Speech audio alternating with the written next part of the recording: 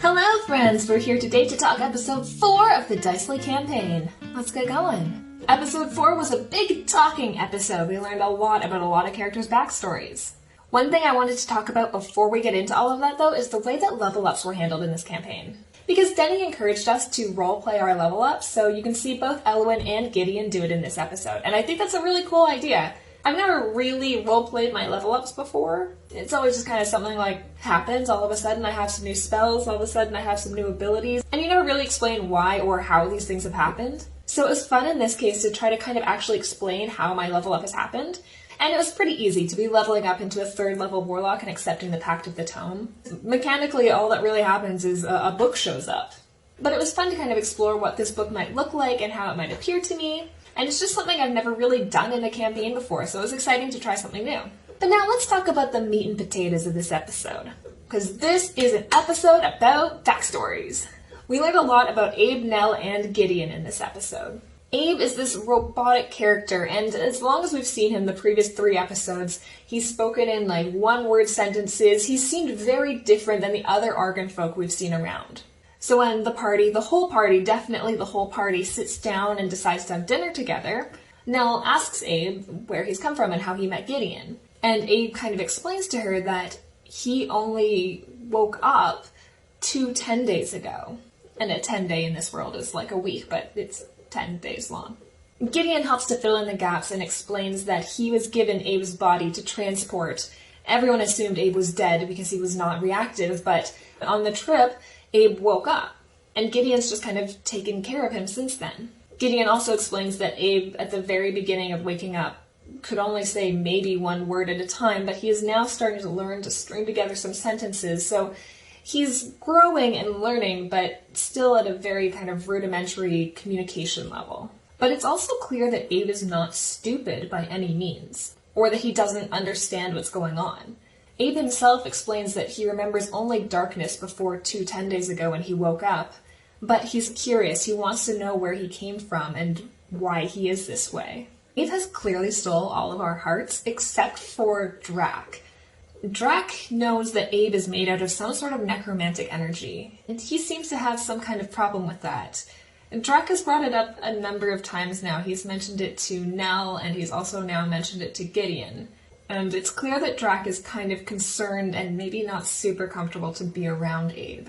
I personally don't think that Abe is a bad person, but there is definitely something funky going on. The next character I'm going to talk about is Gideon.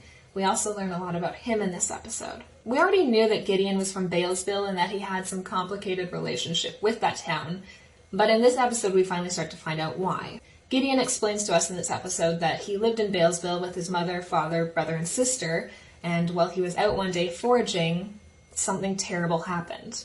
When he returned back to the town, his entire family, along with dozens of other citizens of Balesville, had just disappeared.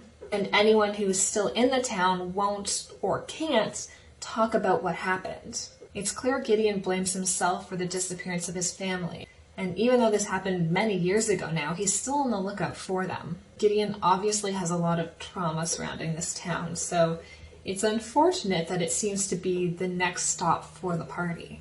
And finally, we learn some things about Nell. Nell, we already kind of knew, did not have total control or understanding of her powers. She's a paladin of Fyra, but her powers don't seem to manifest in the way that she expects them to.